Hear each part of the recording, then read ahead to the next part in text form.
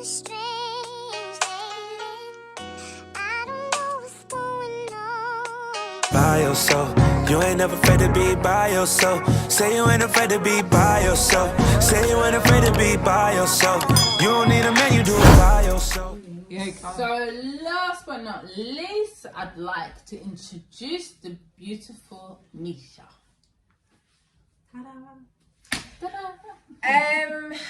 Right, where do I start? Do I start off with the first disease?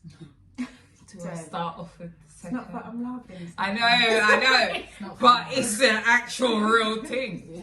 Alright, so firstly, I'm a type 1 diabetic, which means that I have to take insulin daily.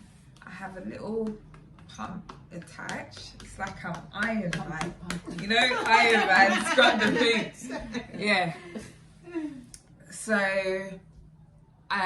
that's my first autoimmune disease, because diabetes is an autoimmune disease similar to MS, and which is why there was such a delay in my diagnosis, because MS and diabetes look the same on the brain. Oh, is it? I didn't even know that. I didn't know. Yeah. Well, this is what Dr. Silva did tell me. Anyway, so I've been diabetic since I was 13.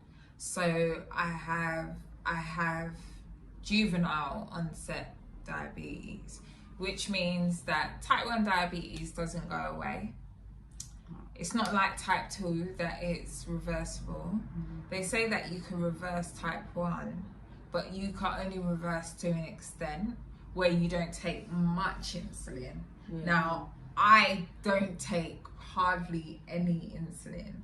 I only take insulin. My body is actually sensitive to insulin, which is why my blood sugars go quite low a bit, because sometimes I could take like a unit over and it can make such a big difference to me. But yeah, so that's the first part of my life. And then when I was, how old was I last year? 35? I think I was 34. I wasn't 35 yet.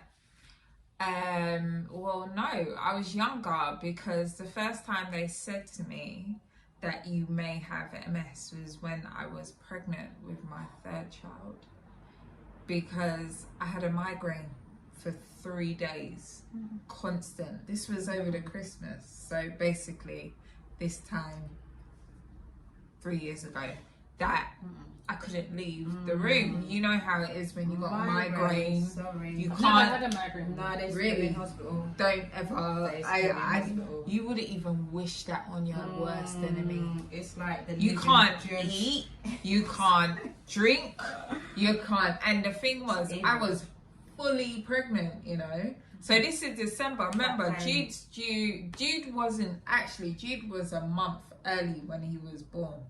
Jude wasn't actually due until the end of March. Wow. But he came at the beginning of February. Wow. But also, he's my third, so you know, everything. Everything ready for over. Anyway, but yeah, so this was when I was pregnant with Jude. This is when they said I had Dr. Silva come around to my bed. It's funny because he goes to different hospitals. He's the worst. And then he come to my bedside manner and he goes, you know what, Tamisha, I'm not gonna butter out to you. Yeah. You got MS.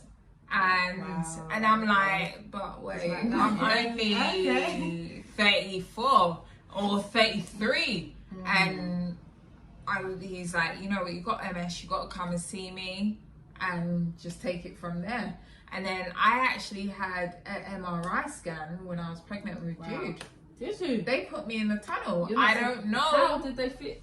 They fit me in the tunnel. I was very small with Jude. I didn't even look pregnant. But that's not Jude. good. Like the light. I feel like that's a magnet, isn't it? radiotherapy. That's some serious magnets. They gave me an MRI when I was pregnant. Thank So God Jude's fine. yeah, Yeah, Jude's alive and kicking. If you saw our first video, you would know. Anyway, so yeah, so then taking me to my actual diagnosis was July of last year, which would be July of 2019. Yeah. That was an even bigger shock.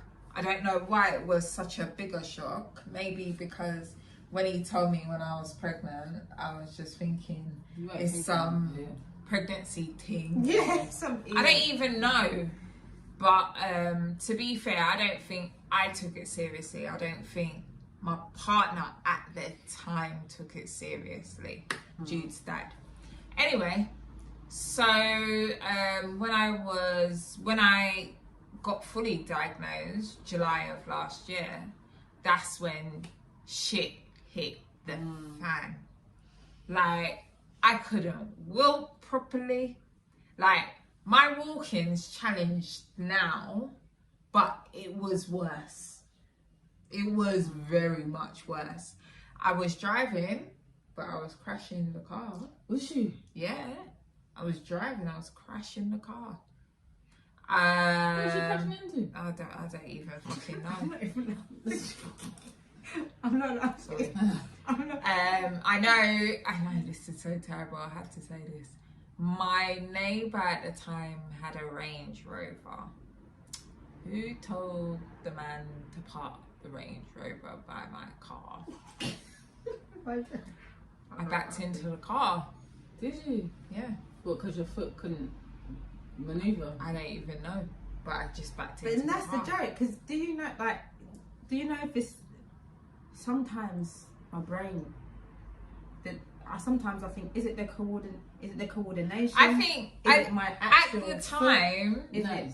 I get baffled. I think because at that time I was driving a stick, Yeah. or shall I say manual, Yeah.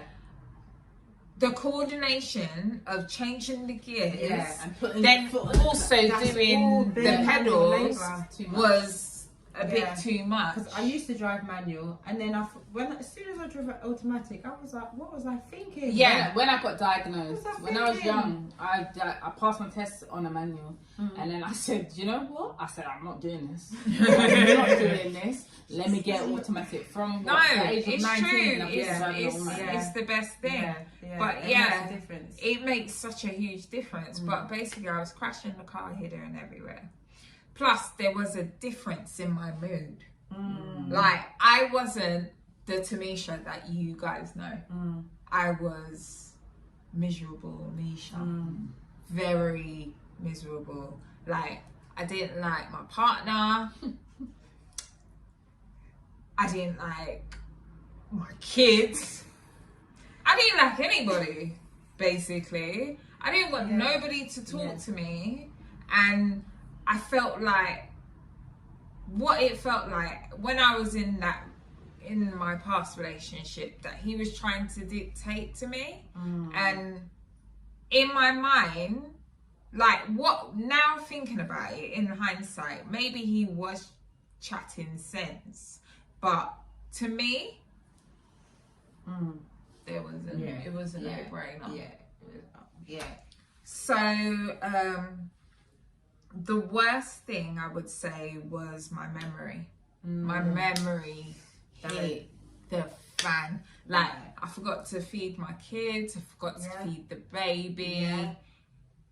I forgot to eat myself because I'm a diabetic. Yeah. I need to eat. Yeah. On time. Forgot to eat. It was a lot.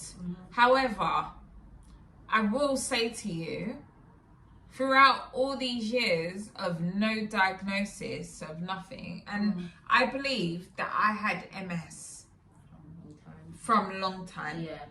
Because my walking started to get challenged from about 8 years ago, but I never took no notice. And I still would wear heels. Is this a black thing that we just don't? Maybe we just keep it pushing. is, But I you went to the know what? hospital. Sorry, that leg's gone. I was like, no one's leg is supposed to feel like this.